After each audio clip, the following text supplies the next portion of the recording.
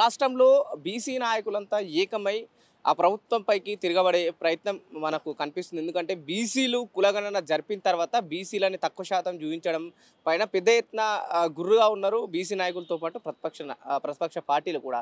వెంటనే ఏదైతే పూర్తిగా కులగణనలో చాలామంది పాల్గొనలేరని చెప్పేసి అసెంబ్లీ సాక్షిగానే రేవంత్ రెడ్డి చెప్పడం, దాని వెంటనే బట్టి విక్రమార్క ప్రెస్ మీట్ పెట్టి పూర్తిగా కులగణనలో పాల్గొని వారు ఎవరైతే మిగిలిపోయిన వాళ్ళకి మేము కాస్త ఎక్స్టెండ్ టైం ఇస్తున్నాం, దాంట్లో దాంట్లో మీరు మళ్ళీ పాల్గొనాలని చెప్పేసి బట్టి విక్రమార్క గారు ప్రెస్ మీట్ పెట్టి చెప్పడం జరిగింది. కానీ ఈ ఏదైతే సెకండ్ సారి సర్వే పూర్తి కాకముందే పూర్తిగా 42% రిజర్వేషన్ అమల్లోకి వచ్చింది, మేము దానికి సంతోషిస్తున్నామని కాంగ్రెస్ పార్టీ నాయకులు తెలంగాణలో పెద్ద ఎత్తున సంబరాలు జరుపుకుంటున్నారు. మనం మాట్లాడడం నిజంగానే కులగణన పూర్తి స్థాయిలో అయిందా, బీసీలకు న్యాయం జరిగిందా, ఈ కులగణన విషయంలో బీసీలు ఎంతవరకు సంతోషంగా ఉన్నారనే విషయాలు మనం మాట్లాడే ప్రయత్నిద్దాం. మనతో పాటు ఇక్కడ కొంతమంది బీసీ నాయకులు ఉన్నారు, వాళ్ళతో మాట్లాడి అడిగి తెలుసుకుందాం ఏ విధంగా రాష్ట్ర ప్రభుత్వం తీసుకున్న నిర్ణయానికి వీళ్ళు ఆహ్వానిస్తున్నా తిరస్కరిస్తున్న విషయాలు కాస్త తెలుసుకునే ప్రయత్నించింది. మన బీసీ కులగణన జరిగింది, బీసీల లెక్కలు బయటకు వచ్చినాయి అంటులు ఎట్లా చూస్తారు?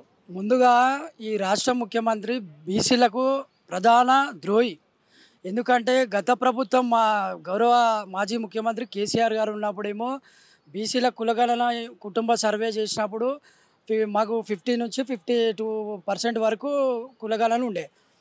ఈ రేవంత్ రెడ్డి వచ్చిన నుంచి బీసీ కులగణన అని దాన్ని తగ్గించి ఈరోజు చూపించడము బీసీలను అవమానపరిచినట్టే ఇది మేము భావిస్తున్నాం.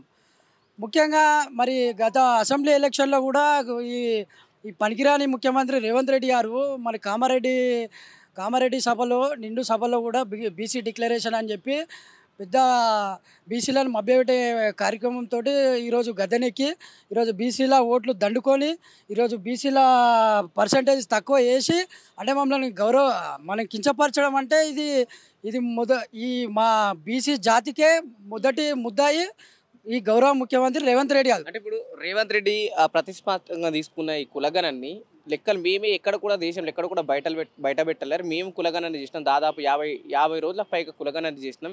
ఇంత ఇంపార్టెంట్గా తీసుకున్న కులగణాన్ని మీరు ఎందుకు వ్యతిరేకిస్తున్నారు అంటారు రేవంత్ రెడ్డి? దానికి ఏం సమాధానం చెప్తారు? అయితే మేము గదే చెప్తున్నాం, గత ప్రభుత్వంలో లెక్కలు ఎట్లుండే ఈ ప్రభుత్వంలో ఎట్లా లెక్కలు ఉన్నాయి, అది దీనికి తేడా ఏంది, అది ఇట్లా తక్కువ వేసి చూపించి మళ్ళీ దాని సంబరాలు చేసుకోవడము. మా గౌరవ కేటీఆర్ గారు మొన్న మీటింగ్ పెట్టి కూడా ఈ బీసీలను అవమానపరిచి వీళ్ళ శాతాన్ని తగ్గించిండు అని చెప్పి గౌరవ మా సంబంధించిన బీఆర్ఎస్ పార్టీకి సంబంధించిన నాయకులు కూడా ప్రశ్నిస్తేనే ఇప్పుడున్న డిప్యూటీ ముఖ్యమంత్రి గారు అంటే వీళ్ళకి అవగాహన లేదు.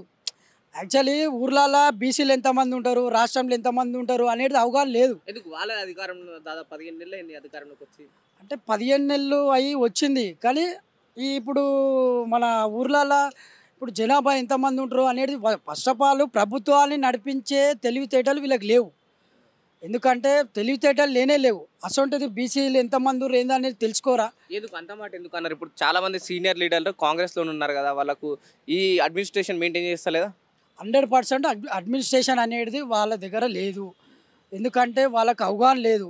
తెలంగాణ ఏ జిల్లాలో ఎంతమంది, ఏ పల్లెటూరులో ఎంతమంది ఉన్నారని అవగాహన తెలుసుకోవాలి. తెలుసుకున్నాక మొన్న రీసెంట్గా ఇది మన ప్రజాపాలన అని చెప్పి సర్వే చేసారు.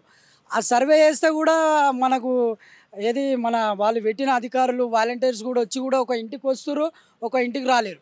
అంటే దాదాపు ఇక్కడ ఈ కింది స్థాయిలోనే వాళ్ళు ఈ ఇంట్లో మన డైరెక్ట్ ఏమంటారు మన ఇంటికే పోలేరు, సర్వే కరెక్ట్ చేయలేరు. మన మా పార్టీ తరఫున మా గౌరవ కేటీఆర్ అన్నందుకే మళ్ళీ దాని డిప్యూటీ సీఎం గారు దాన్ని మళ్ళీ చేయాలని అంటే ప్రభుత్వంలో ఇది ఓడిపోయినట్టే కదా. మా కేటీఆర్ గారు గౌరవ సర్వే పూర్తిగా నిర్వహించాలని చెప్తున్నారు కదా, మరి అయితే అదే మరి అసమర్థ పాలన అంటేనే గది. ఇప్పుడు ప్రభుత్వంలోకి వచ్చినోడు ఫస్ట్ పకడ్బందీగా పోవాలి కదా. మరి గత ప్రభుత్వంలో మా గౌరవ మాజీ బీఆర్ఎస్ అధినేత కేసీఆర్ గారు మరి అప్పుడు వేసినటువంటి సమగ్ర కుటుంబ సర్వే ఎంత పకడ్బందీ చేసిండు, ఒకటే సర్వే చేసిండు కదా. సమగ్ర కుటుంబ సర్వే జరిగినప్పుడు గతంలో ఉన్న రేవంత్ రెడ్డి గారు అయితే టీడీపీ పార్టీ నుంచి ఎవరికి పారితే వాళ్ళకి మేము లెక్కలేయాలన్న వాళ్ళు ప్రస్తుతం కులగణన సర్వేని ఎందుకు అవే లెక్కలతో మళ్ళీ బయటకు తీసుకొస్తారంటే, అవే ప్రశ్నలతో తీసుకొస్తారంటే ఏం చెప్తారు? అది నేను ఏమంటున్నానా, ఇప్పుడు పగడ్బందీగా ఇప్పుడు బీసీలు ఎంతమంది ఉన్నారు, బడుగు బలైన వర్గాలు ఎస్సీలు ఎంతమంది ఉన్నారనేది ఫస్ట్ గౌరవ ముఖ్యమంత్రి గారికి మేము ఏం చెప్తున్నామంటే ఇప్పుడు అధికారం వచ్చింది, అధికారం వచ్చినాక పకడ్బందీగా పోవాలంటున్నాం మేము. ఇప్పుడు కామారెడ్డి బీసీ డిక్లరేషన్లో ఇప్పుడు ఈరోజు మేము ముదిరాజు బిడ్డగా ముదిరాజులను బీసీటీ నుంచి ఏసీకి చేర్చా అని చెప్పిండు. అంటే ఇప్పుడు బీసీఏలకు చేర్చాడు. అంటే మా ముదిరాజుల కుల కోరిక, చిరకాల కోరిక బీసీడీ నుంచి బీసీఏలకు చేయాలని చెప్పేది ఒక చిరకాల కోరిక అది. కానీ అది ఇప్పుడు 15 నెలలు 14 నెలలు దాదాపు వస్తుంది. మరి ఆ బీసీడీ నుంచి బీసీఏ ఎక్కడ పోయింది? అంటే ఈరోజు దాదాపు బీసీల ముదిరాజ్ జనాభా హైయెస్ట్ జనాభా ఉంటుంది. గత ప్రభుత్వం కేసీఆర్ చేసినప్పుడు దాదాపు మాకు అంచనా ప్రకారము 45 నుంచి 50 లక్షల జనాభా ఉండే. మొన్న ఇప్పుడు ఈ గవర్నమెంట్ ఇప్పుడు ఈ ముఖ్యమంత్రి చేసిన సర్వేలు ఎంత 26 లక్షలు చూపించడం ఎంత దారుణం ఇది. అంటే మమ్మల్ని ముదిరాజు బిడ్డలను అవమానించినట్టే కదా. దీంతోపాటు ముదిరాజులు, అదేవిధంగా గౌడ్ సోదరులు, యాదవ్ సోదరులు కానీ, మున్నూరు కాపు సోదరులు, బీసీ వర్గాలను కూడా తక్కువ చేసి చూపించిండు. ఇప్పుడు కాంగ్రెస్ పార్టీ అంటేనే బీసీలకు ముందు నుంచి న్యాయం చేస్తుంది అంటారు. దీనిపైన ఏం చెప్తారు? కాంగ్రెస్ పార్టీ ముందు నుంచి బీసీలను మోసం చేసే పార్టీ కాంగ్రెస్ పార్టీ, అది ఆయన అనుకుంటుండు. కానీ ముందు నుంచే మోసం చేసే పార్టీ కాంగ్రెస్ పార్టీ, ఈ ముఖ్యమంత్రి. ఎందుకు అంత మాట ఎందుకు అన్నారు? ఇప్పుడు ఈ ఇచ్చే పథకాల విషయాల్లో కూడా ఎక్కువ శాతం బీసీలకు అందే అవకాశాలు ఉన్నాయి కదా. ఇప్పుడు ఫస్ట్ జనాభానే తక్కువ చేసిండు, కుటుంబ సర్వేనే సరి చేయలేడు, ఆడనే ఫస్ట్ మోసం అయింది. ఇప్పుడు మేము ముదిరాజులో ఉన్నాం, చెర్ల చేపలు వేస్తారు. మొన్న రీసెంట్గా ఇప్పుడు దాదాపు 15 నెలలు అవుతుంది, చెర్ల పొంటి చేపలు లేవు, ఇంతవరకు లేవు. ఏదో అక్కడ మన సెంట్రల్ గవర్నమెంట్ నుంచి వచ్చినాయి, కొన్ని ఉన్నట్టున్నాయి. అదేవిధంగా మా గౌడ సోదరులు కానీ, యాదవ్ సోదరులు ఊర్లలో ఏది మన గుల్ల కుర్మలకు ఈ గొర్రెలు లేవు. మా గౌడ సోదరులకు అప్పుడు ఎగ్స్రే ఉండే, ఇవన్నీ తీసేసాడు. అంటే జనాభానే తక్కువ చేసినాక మా వృత్తిని కూడా దెబ్బతీసాడు.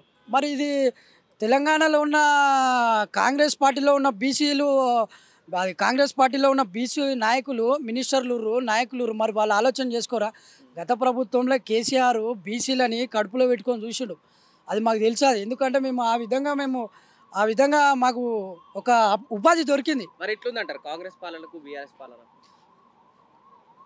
కాంగ్రెస్ పాలనకు బీఆర్ఎస్ పాలనకు కొండనేమో బీఆర్ఎస్ పాలన ఇది కోతి పిల్లలకి, ఇది చిన్న పిల్ల ఇది. అయితే వాస్తవానికి అంటే 60 ఏళ్ళు దేశాన్ని పరిపాలించిన పార్టీని మీరు చిన్న పిల్ల అంటున్నారు. అంటే అది 60 ఏళ్ళు నుంచే మోసం చేసే పార్టీ అది. అంటే అది దేశ లెవెల్లో ఉన్న పార్టీ దేశం వరకే. ఇక్కడ తెలంగాణలో మాత్రం ఫెయిల్యూర్ గవర్నమెంట్ ఇది. ఎందుకంటే 14 నెలలు ఎటువంటి హామీలు నెరవేర్చలేదా? ఏ హామీలు కూడా నెరవేర్చలేరన్నా ఇంతవరకు. ఒకటిగా మన ఏది బస్సుది ఒకటి ఉన్నారు, ఆ బస్సులలో కూడా కొట్లాట పంచాయతీలు అవుతున్నాయి. దాన్ని తప్పించి ఏది ఉంది? ఏం లేదు.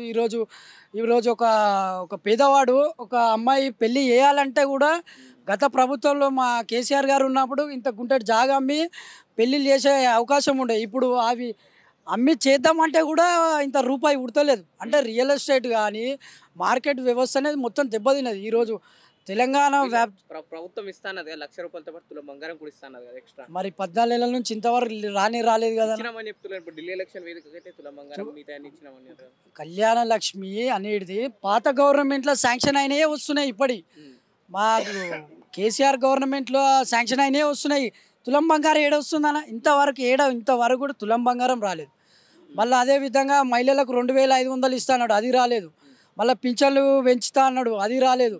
రైతులకు రైతు బంధు అన్నాడు, రైతు బంధు వేస్తున్నా అని చెప్పి ఇప్పుడు నిన్న ఆ మీటింగ్లో ఈ మీటింగ్లో మొత్తం ఎటు పడితే అటు మాట్లాడుతుండు ముఖ్యమంత్రి. రైతులకు అసలు అంతటా పడతలేవు. ఎక్కడైతే ఆయనకు మెజార్టీ కాంగ్రెస్ పార్టీ నుంచి మెజార్టీ ఎక్కడ వచ్చిందో అక్కడనే రైతు బంధు వస్తుంది అన్నట్టు మాకు తెలుస్తుంది. ఇప్పుడు ఇక్కడ హైదరాబాద్లో ఇక్కడ మా పార్టీ బ్రహ్మాండమైన మెజార్టీతో గెలిచింది. ఇక్కడ హైడ్రాని తీసుకొచ్చి ఇక్కడ అసలు బిజినెస్ లేకుండా హైడ్రా అనేది ఖచ్చితంగా సరే, హైడ్రా అనేది కూడా ఒక ప్రణాళికబద్ధంగా వేయాలి. తీసుకొచ్చిండు, దాన్ని మేము వాళ్ళ ప్రభుత్వం ఏ విధంగా ఉందో ఓకే, కానీ దానివల్ల ఖచ్చితంగా మాకు చాలా నష్టం జరుగుతుంది. ఇక్కడ హైదరాబాద్ చుట్టుపక్కల ఉన్నటువంటి మొత్తం మీద చెప్పాలంటే ఈ ముఖ్యమంత్రి గారు సభలలో కూడా మాజీ ముఖ్యమంత్రి కేసీఆర్ని కూడా ఎటుపడితే అటు మాట్లాడడము మేము దీన్ని ఒప్పుకోము. ప్లస్ నీకు ప్రభుత్వం ఇంకా మాట 3 నెలలే ఉంటుంది, తదనంతరం ప్రజలే నిర్ణయిస్తారు, కేసీఆర్ గారిని పాలనే నిర్ణయిస్తారు. ఆ విధంగా మేము చెప్తా ఉన్నాము, హెచ్చరిస్తున్నాము. మేము అదుపులో పెట్టుకోవాలని చెప్పి గౌరవ ముఖ్యమంత్రి గారికి చెప్తున్నాము. మొత్తం మీద ఈ ప్రభుత్వం అనేది ఫెయిల్యూర్.